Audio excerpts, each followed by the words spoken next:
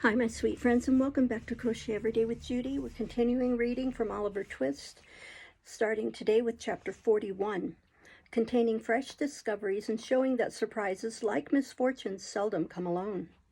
Her situation was indeed one of no common trial and difficulty. While she felt the most eager and burning desire to penetrate the mystery in which Oliver's history was enveloped, she could not but hold sacred the confidence which the miserable woman with whom she had just conversed had reposed in her as a young and guileless girl. Her words and manner had touched Rose Maylie's heart and mingled with her love for her young charge, and scarcely less intense in its truth and fervor was her fond wish to win the outcast back to repentance and hope. They only proposed remaining in London 3 days, prior to departing for some weeks to a distant part of the coast. It was now midnight of the first day. What course of action could she determine upon which could be adopted in 48 hours? Or how could she postpone the journey without exciting suspicion? Mr. Losberne was with them, and would be for the next 2 days, but Rose was too well acquainted with the excellent gentleman's impetuosity, and foresaw too clearly the wrath with which, in the first explosion of his indignation, he would regard the instrument of Oliver's recapture, to trust him with the secret, when her representations in the girl's behalf could be seconded by no experienced person. Those were all reasons for the great caution and most circumspect behavior in communicating it to Mrs. Maylie, whose first impulse would infallibly be to hold a conference with the worthy doctor on the subject. As to resorting to any legal adviser, even if she had known how to do so, it was scarcely to be thought of for the same reasons. Once the thought occurred to her of seeking assistance from Harry, but this awakened the recollection of their last parting, and it seemed unworthy of her to call him back when, the tears rose to her eyes as she pursued this train of reflection, he might have by this time learned to forget her and to be happier away. Disturbed by these different reflections, inclining now to one course and then to another, and again recoiling from all as each successive consideration presented itself to her mind, Rose passed a sleepless and anxious night. After more communing with herself next day, she arrived at the desperate conclusion of consulting Harry. If it be painful to him, she thought, to come back here, how painful will it be to me? But perhaps he will not come. He may write, or he may come himself and studiously abstain from meeting me. He did when he went away. I hardly thought he would, but it was better for us both. And here Rose dropped her pen and turned away, as though the very paper which was to be her messenger should not see her weep. She had taken up the same pen and laid it down again 50 times. Excuse me, and had considered and reconsidered the first line of her letter without writing the first word, when Oliver, who had been walking in the streets with Mr. Giles for a bodyguard, entered the room in such breathless haste and violent agitation as seemed to betoken some new cause of alarm. "What makes you look so flurried?" asked Rose, advancing to meet him. "I hardly know how. I feel as if I should be choked," replied the boy. "Oh dear, to think that I should see him at last, and you should be able to know that I have told you all the truth." "I never thought you had told us anything but the truth," said Rose, soothing him. "But what is this? Of whom do you speak?" "I have seen the gentleman," replied Oliver, scarcely able to articulate. "The gentleman who was so good to me, Mr. Brownlow, that we have so often talked about." "Where?" asked Rose. "Getting out of a coach," replied Oliver, shedding tears of delight, "and going into a house. I didn't speak to him. I couldn't speak to him, for he didn't see me, and I trembled so that I was not able to go up to him. But Giles asked me whether he lived there, and they said he did." "Look here," said Oliver, opening a scrap of paper. "Here it is. Here's where he lives. I'm going there directly. Oh, dear me, what shall I do when I come to see him and hear him speak again?" With her attention not a little distracted by these and a great many other incoherent exclamations of joy, Rose read the address, which was Craven Street in the Strand, and very soon determined upon turning the discovery to account. "Quick," she said, "tell them to fetch a hackney coach and be ready to go with me. I will take you there directly without a minute's loss of time.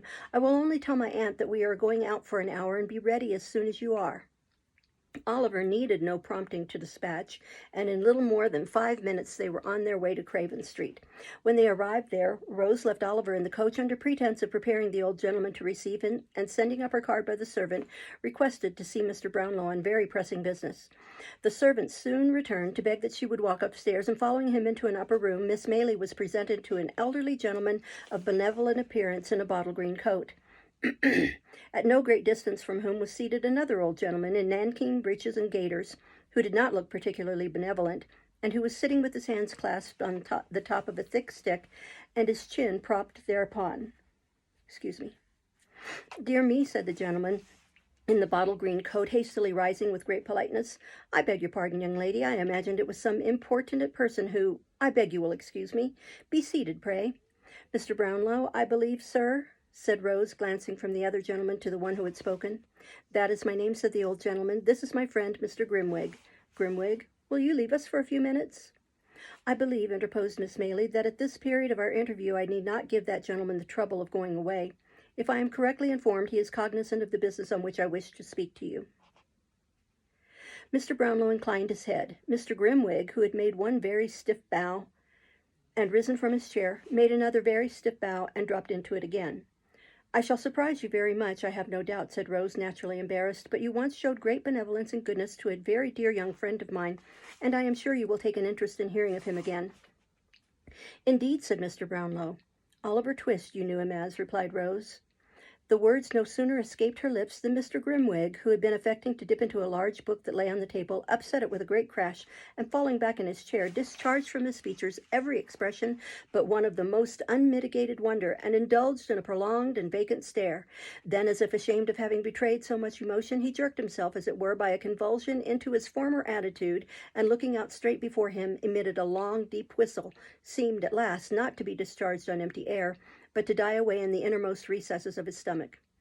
Mr. Brownlow was no less surprised, although his astonishment was not expressed in the same eccentric manner. He drew his chair nearer to Miss Maylie's and said, Do me the favor, my dear young lady, to leave entirely out of the question that goodness and benevolence of which you speak, and of which nobody else knows anything. And if you have it in your power to produce any evidence which will alter the unfavorable opinion I was once induced to entertain of that poor child, in heaven's name put me in possession of it. A bad one? I'll eat my head if he is not a bad one, growled Mr. Grimwood, speaking by some ventriloquial power, without moving a muscle of his face. He is a child of a noble nature and a warm heart, said Rose, coloring, and that power, which has thought fit to try him beyond his years, has planted in his breast affections and feelings which would do honor to many who have numbered his days 6 times over.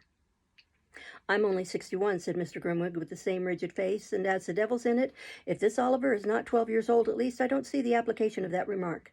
Do not heed my friend, Miss Maylie, said Mr. Brownlow. He does not mean what he says. Yes, he does, growled Mr. Grimwig. No, he does not, said Mr. Brownlow, obviously rising in wrath as he spoke.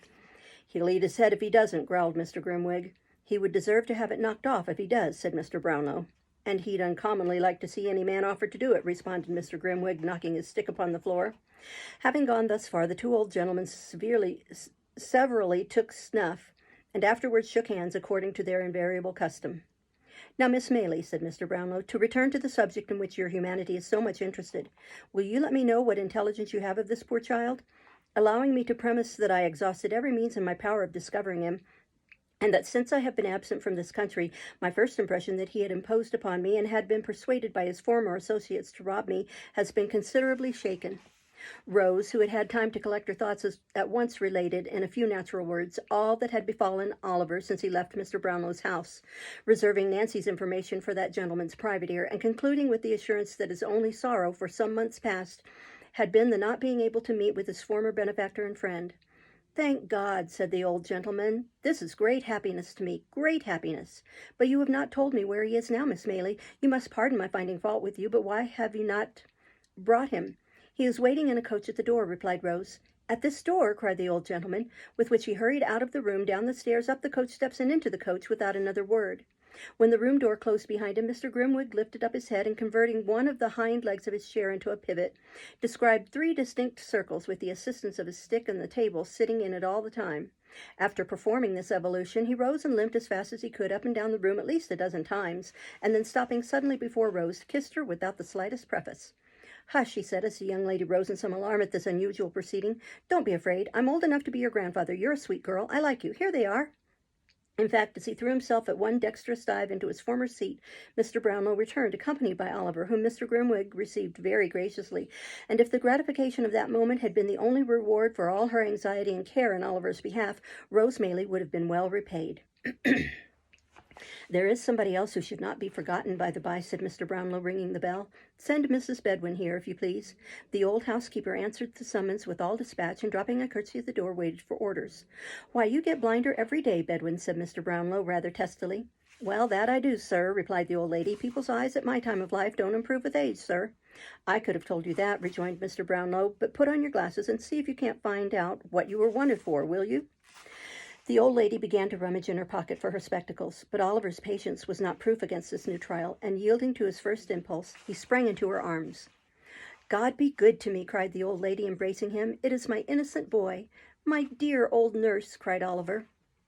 "He would come back. I knew he would," said the old lady, holding him in her arms. "How well he looks, and how like a gentleman's son he is dressed again. Where have you been this long, long while? Ah, the same sweet face, but not so pale. The same soft eye, but not so sad. I never have forgot them or his quiet smile, but have seen them every day, side by side with those of my own dear children, dead and gone, since I was a lightsome young creature." Running on thus, and now holding Oliver from her to mark how he had grown, now clasping him to her and passing her fingers fondly through his hair, the good soul laughed and wept upon his neck by turns. Leaving her and Oliver to compare excuse me, to compare notes at leisure, Mr. Brownlow led the way into another room, and there heard from Rose a full narration of her interview with Nancy, which occasioned him no little surprise and perplexity. Rose also explained her reasons for not making a confidant of her friend Mr. Losberne in the first instance. The old gentleman considered that she had acted prudently, and readily undertook to hold solemn conference with the worthy doctor himself. To afford him an early opportunity for the execution of this design, it was arranged that he should call at the hotel at 8 o'clock that evening, and that in the meantime Mrs. Maylie should be cautiously informed of all that had occurred. These preliminaries adjusted, Rose and Oliver returned home. Rose had by no means overrated the measure of the good doctor's wrath. Nancy's history was no sooner unfolded to him than he poured forth a shower of mingled threats and execrations, threatened to make her the first victim of the combined ingenuity of Messrs. Blathers and Duff, and actually put on his hat preparatory to sallying forth immediately to obtain the assistance of those worthies. And doubtless he would, in this first outbreak, have carried the intention into effect without a moment's consideration of the consequences, if he had not been restrained in part by corresponding violence on the side of Mr. Brownlow, who was himself of an irascible temperament, and partly by such arguments and representations as seemed best calculated to dissuade him from his hot-brained purpose. "Then what the devil is to be done?" said the impetuous doctor, when they had rejoined the two ladies. "Are we to pass a vote of thanks to all these vagabonds, male and female, and beg them to accept £100 or so apiece as a trifling mark of our esteem, and some slight acknowledgment of their kindness to Oliver?" "Not exactly that," rejoined Mr. Brownlow, laughing, "but we must proceed gently and with great care." "Gentleness and care!" exclaimed the doctor. "I'd send them one and all to—" "Never mind where," interposed Mr. Brownlow, "but reflect whether sending them anywhere is likely to attain the object we have in view." "What object?" asked the doctor. "Simply the discovery of Oliver's parentage, and regaining for him the inheritance of which, if this story be true, he has been fraudulently deprived." Excuse me. "Ah," said Mr. Losberne, cooling himself with his pocket handkerchief, "I almost forgot that. You see," pursued Mr. Brownlow, "placing this poor girl entirely out of the question, and supposing it were possible to bring these scoundrels to justice without compromising her safety, what good should we bring about?" "Hanging a few of them at least, in all probability," suggested the doctor, "and transporting the rest." "Very good," replied Mr. Brownlow, smiling, "but no doubt they will bring that about for themselves in the fullness of time, and if we step in to forestall them, it seems to me that we shall be performing a very quixotic act in direct opposition to our own interest, or at least to Oliver's, which is the same thing." "Now?" inquired the doctor. "Thus, it is quite clear that we shall have extreme difficulty in getting to the bottom of this mystery unless we can bring this man Monks upon his knees. That can only be done by stratagem, and by catching him when he is not surrounded by these people. For suppose he were apprehended, we have no proof against him. He is not even, so far as we know, or as the facts appear to us, concerned with the gang in any of their robberies. If he were not discharged, it is very unlikely that he could receive any further punishment than being committed to prison as a rogue and vagabond. And of course, ever afterwards, his mouth is so obstinately closed that he might as well, for our purposes, be deaf, dumb, blind, and an idiot. Then," said the doctor impetuously, "I put it to you again whether you think it reasonable that this promise to the girl should be considered binding. A promise made with the best and kindest intentions, but really—" "Do not discuss the point, my dear young lady, pray," said Mr. Brownlow, interrupting Rose as she was about to speak. "The promise shall be kept. I don't think it will, in the slightest degree, interfere with our proceedings. But before we can resolve upon any precise course of action, it will be necessary to see the girl, to ascertain from her whether she will point out this Monks on the understanding that he is to be dealt with by us and not by the law, or if she will not or cannot do that, to procure from her such an account of his haunts and description of his person as will enable us to identify him. She cannot be seen until next Sunday night. This is Tuesday. I would suggest that in the meantime we remain perfectly quiet and keep these matters secret even from Oliver himself. Although Mr. Losberne received with many wry faces a proposal involving a delay of 5 whole days, he was fain to admit that no better course occurred to him just then, and as both Rose and Mrs. Maylie sided very strongly with Mr. Brownlow, that gentleman's proposition was carried unanimously. I should like, he said, to call in the aid of my friend Grimwig. He is a strange creature, but a shrewd one, and might prove of material assistance to us. I should say that he was bred a lawyer and quitted the bar in disgust because he had only one brief and a motion, of course, in 20 years, though whether that is a recommendation or not, you must determine for yourselves. I have no objection to your calling in your friend, if I may call in mine, said the doctor. We must put it to the vote, replied Mr. Brownlow. Who may he be? That lady's son and this young lady's very old friend, said the doctor, motioning toward Mrs. Maylie and concluding with an expressive glance at her niece. Rose blushed deeply, but she did not make any audible objection to this motion. Possibly she felt in a hopeless minority, and Harry Maylie and Mr. Grimwig were accordingly added to the committee.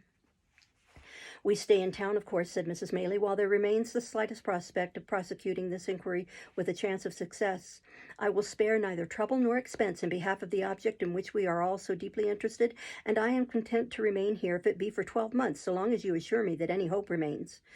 Good, rejoined Mr. Brownlow, and as I see on the faces about me a disposition to inquire how it happened that I was not in the way to corroborate Oliver's tale, and had so suddenly left the kingdom, let me stipulate that I shall be asked no questions until such time as I may deem it expedient to forestall them by telling my own story.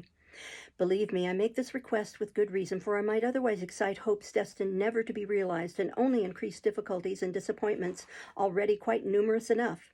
Come, supper has been announced, and young Oliver, who is all alone in the next room, will have begun to think by this time that we have wearied of his company and entered into some dark conspiracy to thrust him forth upon the world. With these words, the old gentleman gave his hand to Mrs. Maylie and escorted her into the supper-room. Mr. Losberne followed, leading Rose, and the council was, for the present, effectually broken up. Chapter 42. An old acquaintance of Oliver's, exhibiting decided marks of genius, becomes a public character in the metropolis. Upon the very same night when Nancy, having lulled Mr. Sikes to sleep, hurried on her self-imposed mission to Rose Maylie, there advanced toward London by the Great North Road 2 persons upon whom it is expedient that this history should bestow some attention. Excuse me. They were a man and a woman, or perhaps they would be better described as a male and female. For the former was one of those long-limbed, knock-kneed, shambling, bony people to whom it is difficult to assign any precise age, looking as they do, when they are yet boys, like undergrown men, and when they are almost men, like overgrown boys. The woman was young, but of a robust and hearty make as she need have been to bear the weight of the heavy bundle which was strapped to her back. Her companion was not encumbered with much luggage, as there merely dangled from a stick which he carried over his shoulder a small parcel wrapped in a common handkerchief and apparently light enough. This circumstance, added to the length of his legs, which were of unusual extent, enabled him with much ease to keep some half-dozen paces in advance of his companion, to whom he occasionally turned with an impatient jerk of the head, as if reproaching her tardiness and urging her to greater exertion. Excuse me. Thus they toiled along the dusty road, taking little heed of any object within sight, save when they stepped aside to allow a wider passage for the mail coaches which were whirling out of town, until they passed through Highgate Archway, when the foremost traveller stopped and called impatiently to his companion. "Come on, Cantor, what a lazybones you are, Charlotte." "It's a heavy load, I can tell you," said the female, coming up almost breathless with fatigue. "Heavy? What are you talking about? What are you made for?" rejoined the male traveller, changing his own little bundle as he spoke to the other shoulder. Oh, there you are, resting again. Well, if you ain't enough to tire anybody's patience out, I don't know what is." "Is it much farther?" asked the woman, resting herself against a bank and looking up with the perspiration streaming from her face. "Much farther? You're as good as there," said the long-legged tramper, pointing out before him. "Look there, those are the lights of London." "They're a good 2 mile off, at least," said the woman despondingly. "Never mind whether they're 2 mile off or 20, said Noah Claypole, for he it was. "But get up and come on, or I'll kick you, and so I give you notice." As Noah's red rose grew redder with anger, and as he crossed the road while speaking, as if fully prepared to put this threat into execution, the woman rose without any further remark and trudged onward by his side. "Where do you mean to stop for the night, Noah?" she asked, after they had walked a few hundred yards. "How should I know?" replied Noah, whose temper had been considerably impaired by walking. Near, I hope, said Charlotte. No, not near, said Mr. Claypole. There, not near, so don't think it. Why not? When I tell you I don't mean to do a thing, that's enough, without any why or because either, said Mr. Claypole with dignity. Well, you needn't be so cross, said his companion. A pretty thing it would be, wouldn't it, to go and stop at the very first public house outside the town, so that Sowerberry, if he come up after us, might poke in his old nose and have us taken back in a cart with handcuffs on, said Mr. Claypole in a jeering tone. Excuse me. No, I shall go and lose myself among the narrowest streets I can find, and not stop till we come to the very out-of-the-wayest house I can set eyes on. Cod, you may thank your stars I've got ahead, for if we hadn't gone at first the wrong road of purpose and come back across the country, you'd have been locked up hard and fast a week ago, my lady, and serve you right for being a fool. I know I ain't as cunning as you are, replied Charlotte, but don't put all the blame on me and say I should have been locked up. You would have been if I had been anyway. You took the money from the till, you know you did, said Mr. Claypole. I took it for you, Noah dear, rejoined Charlotte. Did I keep it? Asked Mr. Claypole. No, you trusted in me and let me carry it like a dear, and so you are, said the lady, chucking him under the chin and drawing her arm through his. This was indeed the case, but as it was not Mr. Claypole's habit to repose a blind and foolish confidence in anybody, it should be observed, in justice to that gentleman, that he had trusted Charlotte to this extent in order that if they were pursued, the money might be found on her, which would leave him an opportunity of asserting his utter innocence of any theft, and would greatly facilitate his chances of escape. Of course, he entered at this juncture into no explanation of his motives, and they walked on very lovingly together. In pursuance of this cautious plan, Mr. Claypole went on without halting until he arrived at the Angel at Islington, where he wisely judged, from the crowd of passengers and number of vehicles, that London began in earnest. Just pausing to observe which appeared the most crowded streets, and consequently the most to be avoided, he crossed into St. John's Road, and was soon deep in the obscurity of the intricate and dirty ways which, lying between Gray's Inn Lane and Smithfield, render that part of the town one of the lowest and worst that improvement has left in the midst of London. Through these streets Noah Claypole walked, dragging Charlotte after him, now stepping into the kennel to embrace at a glance the whole external character of some small public house, and now jogging on again as some fancied appearance induced him to believe it too public for his purpose. At length he stopped in front of one, more humble in appearance and more dirty than any he had yet seen, and having crossed over and surveyed it from the opposite pavement, graciously announced his intention of putting up there for the night. So give us the bundle, said Noah, unstrapping it from the woman's shoulders and slinging it over his own, and don't you speak except when you're spoke to. What's the name of the house? Three what? Cripples, said Charlotte. 3 cripples, repeated Noah, and a very good sign, too. Now then, keep close at my heels and come along. With these injunctions, he pushed the rattling door with his shoulder and entered the house, followed by his companion. There was nobody in the bar but a young Jew who, with his 2 elbows on the counter, was reading a dirty newspaper. He stared very hard at Noah, and Noah stared very hard at him. If Noah had been attired in his charity boy's dress, there might have been some reason for the Jew opening his eyes so wide, but as he had discarded the coat and badge and wore a short smock frock over his leathers, there seemed no particular reason for his appearance exciting so much attention in a public house. Is this the 3 cripples? Asked Noah. That is the name of this house, replied the Jew. A gentleman we met on the road coming up from the country recommended us here, said Noah, nudging Charlotte, perhaps to call her attention to this most ingenious device for attracting respect, and perhaps to warn her to betray no surprise. We want to sleep here tonight. I'm not certain you can, said Barney, who was the attendant sprite, but I'll inquire. Show us the tap and give us a bit of cold meat and a drop of beer while you're inquiring, will you? Said Noah.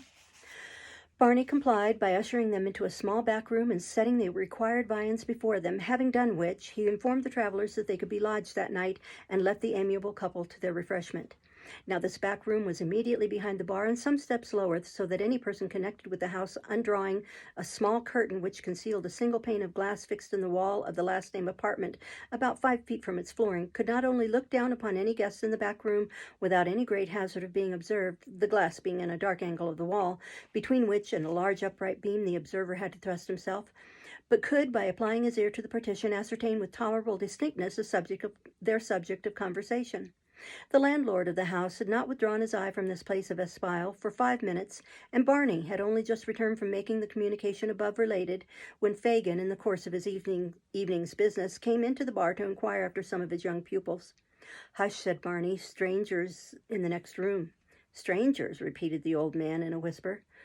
Aye, and Rubbins, too, added Barney, from the country, but something in your way or I'd mistaked. Fagin appeared to receive this communication with great interest. Mounting on a stool, he cautiously applied his eye to the pane of glass, from which secret post he could see Mr. Claypole taking cold beef from the dish and porter from the pot, and administering homeopathic doses of both to Charlotte, who sat patiently by, eating and drinking at his pleasure. "Aha," whispered the Jew, looking round to Barney. "I like that fellow's looks. He'd be of use to us. He knows how to train the girl already. Don't make as much noise as a mouse, my dear, and let me hear him talk. Let me hear him." The Jew again applied his eyes to the glass, and turning his ear to the partition, listened attentively, with a subtle and eager look upon his face that might have appertained to some old goblin. "So I mean to be a gentleman," said Mr. Claypole, kicking out his legs and continuing a conversation, the commencement of which Fagin had arrived too late to hear. "No more jolly old coffins, Charlotte, but a gentleman's life for me, and if you like, you shall be a lady." "I should like that well enough, dear," replied Charlotte, "but tills ain't to be emptied every day, and people to get clear off after it." "Tills be blowed," said Mr. Claypole. "There's more things besides tills to be emptied." "What do you mean?" asked his companion. "Pockets, women's ridicules, houses, mail coaches, banks," said Mr. Claypole, rising with the porter. "But you can't do all that, dear," said Charlotte. "I shall look out to get into company with them as can," replied Noah. "They'll be able to make us useful some way or other." "Why, you yourself are worth 50 women. I never see such a precious sly and deceitful creature as you can be when I let yer." "Lor, how nice it is to hear you say so," exclaimed Charlotte, imprinting a kiss upon his ugly face. "There, that'll do. Don't you be too affectionate, in case I'm cross with you," said Noah, disengaging himself with great gravity. "I should like to be the captain of some band and have the whopping of 'em, and following them about, unbeknown to themselves. That would suit me if there was good profit. And if we could only get in with some gentleman of this sort, I say it would be cheap at that 20-pound note you've got, especially as we don't very well know how to get rid of it ourselves." After expressing this opinion, Mr. Claypole looked into the porter-pot with an aspect of deep wisdom, and having well shaken its contents, nodded condescendingly to Charlotte, and took a draught, wherewith he appeared greatly refreshed. He was meditating another, when the sudden opening of the door and the appearance of a stranger interrupted him. The stranger was Mr. Fagin, and very amiable he looked, and a very low bow he made as he advanced, and setting himself down at the nearest table, ordered something to drink of the grinning Barney. "A pleasant night, sir, but cool for the time of the year," said Fagin, rubbing his hands. "From the country, I see, sir." "How do you see that?" asked Noah Claypole. "We have not so much dust as that in London," replied the Jew, pointing from Noah's shoes to those of his companion, and from them to the 2 bundles. "You're a sharp feller," said Noah. "Ha ha, only hear that, Charlotte." "Why, one need be sharp in this town, my dear," replied the Jew, sinking his voice to a confidential whisper, "and that's the truth." The Jew followed up this remark by striking the side of his nose with his right forefinger, a gesture which Noah attempted to imitate, though not with complete success in consequence of his own nose not being large enough for the purpose. However, Mr. Fagin seemed to interpret the endeavor as expressing a perfect coincidence with his opinion, and put about the liquor, which Barney reappeared with in a very friendly manner. "Good stuff, that," observed Mr. Claypole, smacking his lips. "Dear," said Fagin, "a man need be always emptying a till or a pocket or a woman's reticule or a house or a mail coach or a bank if he drinks it regularly." Mr. Claypole no sooner heard this extract from his own remarks than he fell back in his chair and looked from the Jew to Charlotte with a countenance of ashy paleness and excessive terror. "Don't mind me, my dear," said Fagin, drawing his chair closer. "Ha ha, it was lucky it was only me that heard you by chance. It was very lucky it was only me." "I didn't take it," stammered Noah, no longer stretching out his legs like an independent gentleman, but coiling them up as well as he could under his chair. "It was all her doing. You've got it now, Charlotte. You know you have." "No matter who's got it or who did it, my dear," replied Fagin, glancing nevertheless with a hawk's eye at the girl and the 2 bundles. "I'm in that way myself, and I like you for it." "In what way?" asked Mr. Claypole, a little recovering. "In that way of business," rejoined Fagin, "and so are the people of the house. You've hit the right nail upon the head, and are as safe here as you could be. There is not a safer place in all this town than is the Cripples, that is, when I like to make it so, and I've taken a fancy to you and the young woman, so I've said the word, and you may make your minds easy." Noah Claypole's mind might have been at ease after this assurance, but his body certainly was not, for he shuffled and writhed about into various uncouth positions, eyeing his new friend meanwhile with mingled fear and suspicion. "I'll tell you more," said the Jew, after he had reassured the girl by dint of friendly nods and muttered encouragements. "I have got a friend that I think I can gratify your darling wish and put you in the right way, where you can take whatever department of the business you think will suit you best at first and be taught all the others." "You speak as if you were in earnest," replied Noah. "What advantage would it be to me to be anything else?" inquired the Jew, shrugging his shoulders. "Here, let me have a word with you outside." "There's no occasion to trouble ourselves to move," said Noah, getting his legs by gradual degrees abroad again. "She'll take the luggage upstairs the while. Charlotte, see to them bundles." This mandate, which had been delivered with great majesty, was obeyed without the slightest demur, and Charlotte made the best of her way off with the packages, while Noah held the door open and watched her out. "She's kept tolerably well under, ain't she?" he asked as he resumed his seat, in the tone of a keeper who has tamed some wild animal. "Quite perfect," rejoined Fagin, clapping him on the shoulder. "You're a genius, my dear." "Why, I suppose if I wasn't I shouldn't be here," replied Noah. "But I say, she'll be back if you lose time." "Now what do you think?" said the Jew. "If you was to like my friend, could you do better than join him?" "Is he in a good way of business? That's where it is," responded Noah, winking one of his little eyes. "The top of the tree," said the Jew, "employs a power of hands and has the very best society in the profession." "Regular town maters?" asked Mr. Claypole. "Not a countryman among 'em, and I don't think he'd take you, even on my recommendation, if he didn't run rather short of assistants just now," replied the Jew.